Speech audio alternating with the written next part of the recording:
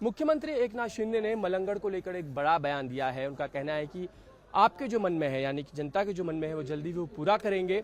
यानी कि हाजी मलंग जो अब तक कहा जा रहा था, उसका नामकरण हो सकता है। उसको लेकर एक बड़ी तैयारी जो है एकनाथ शिंदे करते हुए नजर आते हैं, जिस तरह का बयान सामने आया है। हमारे साथ जितेंद्र आवाड़ हैं, जो राष्ट्रवादी कांग्रेस के नेता और पूर्व में मंत्री हैं।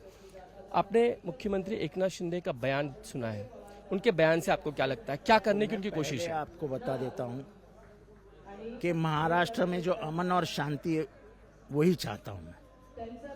मुख्यमंत्री की इस बयानबाजी से उनका मतलब क्या था वो स्पष्ट नहीं होता है।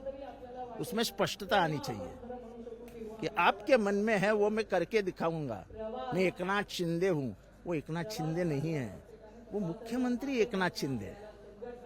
यहाँ के हर एक जाति धर्म को साथ में लेके चलने का उनका काम है। और जहां तक मुख्यमंत्री को मैं जानता हूं, ऐसी बयानबाजी वो नहीं करते हैं। मालूम नहीं उनको किसने ये स्क्रिप्ट कान में दी थी। क्या स्क्रिप्ट हिंदू मुस्लिम किसी दंगे की ओर जाती हुई नजर आती? देखो, जहां तक मैंने वो स्क्रिप्ट सुनी है और उसका अर्थ मैं समझता हूं, कहीं न कहीं मुसलमानों को टारगेट करने की स्क्रिप्ट है। और ऐसा मुख्यमंत्री ने बयान नहीं देना चाहिए।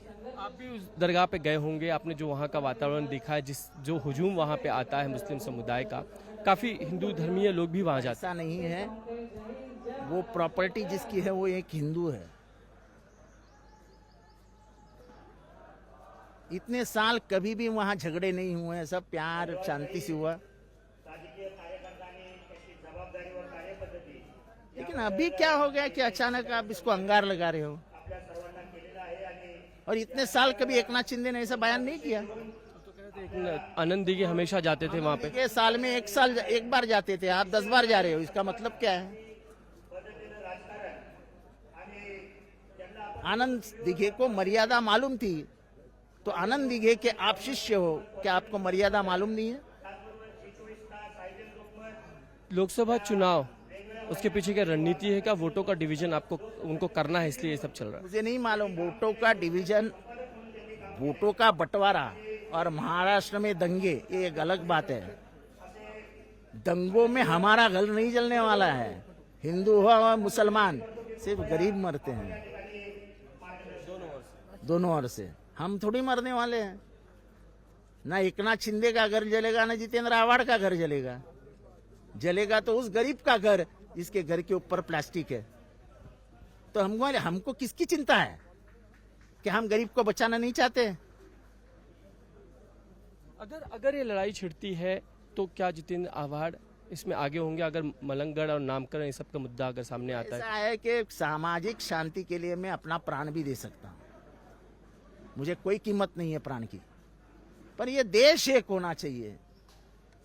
अरे हजारों करोड़ों लोगों ने इम्तिहान देके हमको आजादी दिलाई, वो क्या इसके लिए? मुख्यमंत्री को आप क्या आह्वान देना चाहेंगे अगर वो खुले तौर पे कहते हैं कि मैं आपकी दिल की बात पूरी करने वाला? लगता है कि मुख्यमंत्री के दिल में कुछ है, वो भाषणबाजी करते करते बोल दिए होंगे। तो इसके बाद वो जरा शांति बरते, ऐसा कहूंगा मैं। और क्या कहेंगे? इसके अलावा राम मंदिर को लेकर भी 22 जनवरी को लेकर मुख्यमंत्री ने एक बड़ी बात कही थी कि मुंबई को सजाया जाए, क्योंकि राममय किया जाए। हर जगह पे मंदिर हो या पुरानी इमारतें हो, उन्हें आइडेंटिफाई करके उनके सजाया जाए, रोशनाई की जाए। ऐसा है, महाराष्ट्र में जय श्री राम नहीं कहते हैं, महाराष्ट्र में कहते हैं रामकृष्ण हरि। हर जगह की पहचान है। जैसे बिहार में जाओ तो लोग कहते हैं सीताराम, जैसे हम नमस्कार कहते हैं वैसे बिहार में लोग कहते हैं सीताराम। तो हर जगह से अलग अलग भाषाओं में अलग अलग शब्दों में राम का वर्णन होता है। हम ये नहीं कहते कि राम का मंदिर का हम पर हमारा आक्षेप इस पे है कि राम क्या तुम्हारे बाप का है? राम जितना तुम्हारा है उतना ही हमारा है। राम मंदिर जितना तुम्हारा है उतना ही हमारा है। तुम उसको प्राइवेट लिमिटेड कंपनी मत बनाओ। किसी की जायदाद नहीं हो किसी के बाप की। हमको जब जाना है मंदिर में हम जाएंगे ना, क्यों नहीं जाएंगे? हमको कौन रोकेगा? और वो तारीख आपकी नहीं होगी। वो तारीख आप नहीं डिसाइड कर सकते कि तुम इस डेट पे जाओ। ये चातुर्वर्ण की शुरुआत कर रहे हो। आपने द्रौपदी मुर्मू को क्यों नहीं बुलाया? द्रौपदी मुर्मू तो उस परंपरा से है जिस परंपरा से राम स्वयं जुड़े हुए हैं। कदम ऋषि के आश्रम में ये हमारे शबरी रहा करती थी, और शबरी को मरने से पहले कदम ऋषि ने कहा था कि यहाँ राम लक्ष्मण आएंगे, तुम उसका स्वागत करना।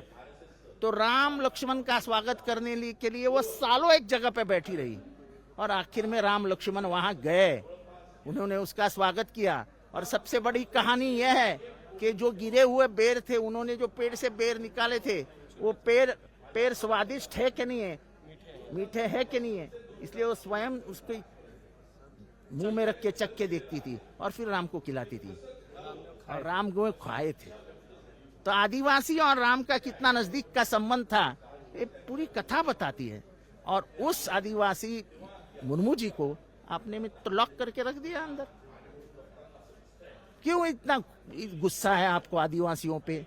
क्यों इतना गुस्सा है आपको महिलाओं पे? ये बताइए जरा।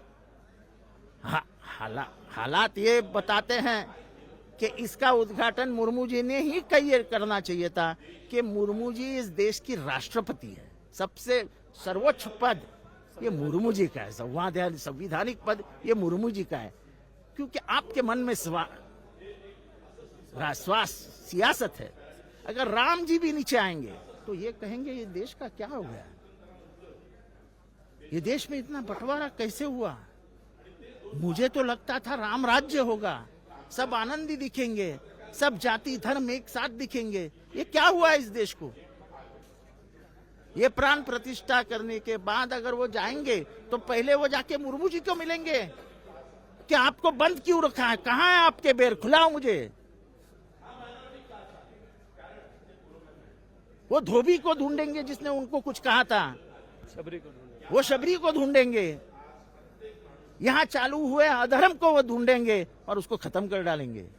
उन्हें लगता है उन्हें अपने शबरी, अपने केवट नहीं मिलेंगे।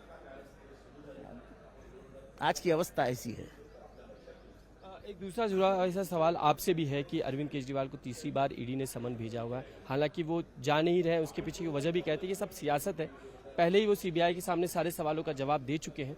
बार बार ईडी का बुलाना, उनको कहीं अरेस्ट करने के बाद लोकसभा चुनाव में ना जा सके, इसके पीछे की पूरी रणनीति और सियासत की जिक्र करते हैं। क्या लगता है ऐसे यही सब चल रहा है? यही सब देश में दिखाई दे रहा है। और क्या? अरविंद केजरीवाल को क्योंकि इंडिया संगठन का एक बड़ा हिस्सा है, रोकने की कोशिश